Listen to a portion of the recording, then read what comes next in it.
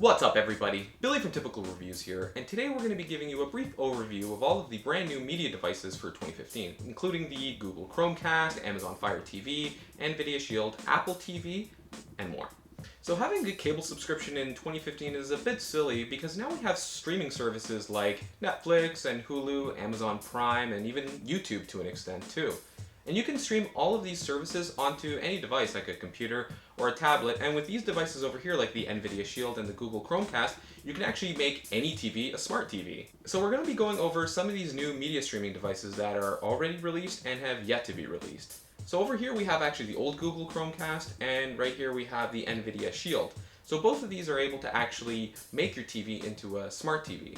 But some of the devices like the Apple TV and the new Amazon Prime TV aren't available yet, but they will be available soon. Now let's get started. We're going to be going over first the 1080p devices for those of you who still have 1080p displays. So up first is Google's Chromecast. It's the cheapest at only $45, and it comes in a variety of colors like black, lemonade, and coral.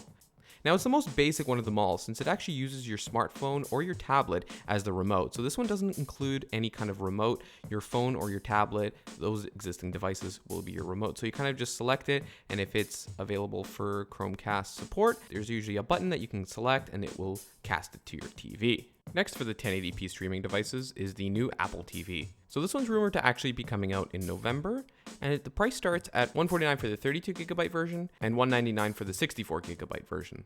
So the Apple TV actually includes its own remote, its Siri remote, that you can actually use it to speak commands to it. So it also includes actually an app store and many of the other iOS ecosystem things that we're really used to, like the iTunes Movies, iTunes TV, and Apple Music. So if you have a lot of things on iTunes or a lot of Apple products, this one will fit perfectly for you. Now for you guys with 4K enabled displays, here are some devices that will work with them. So the first 4K one we're covering is Amazon Fire TV. Now it's actually the cheapest at $99.99, and it supports all of the basic apps like Netflix and Hulu, but it has the added benefit if you're an Amazon Prime member where you actually get access to Prime Video and Prime Music. It comes with 8GB of storage, and it's actually expandable up to 128GB. It also has its own proprietary remote, and you can also play some video games on it as well. Next up on the docket is the Roku 4. Now the Roku 4 is priced at $129.99, and it's supposed to be coming out later in October. So one of the newer features that's actually funny is it has now a button so you can actually find the proprietary remote if you ever lose it. Press it and the remote starts beeping. So the biggest thing about the Roku 4 is that it features upgraded specs over the Roku 3 and its ability to actually play 4K content. And finally, the most expensive option, the Nvidia Shield. It's $199.99, but to get the remote, it's $49.99, or the controller, it's $59.99. So what makes this one so special? Well, not only can you actually run things like Netflix in 4K and other apps as well, this one includes a lot of gaming things to it too. That's why it features a remote. It's a little bit of a niche product since it almost tries to replace a console in your living room if you don't have one already. Now it's a really tough decision to make since a lot of it is dependent on your budget, your current setup, and your internet connection. If you have a 1080p display, you're kind of limited to the new Google Chromecast and the new Apple TV since those are the only ones here that still only do 1080p. So if you don't plan on upgrading to a 4K display yet, those might be the ones that you want to get.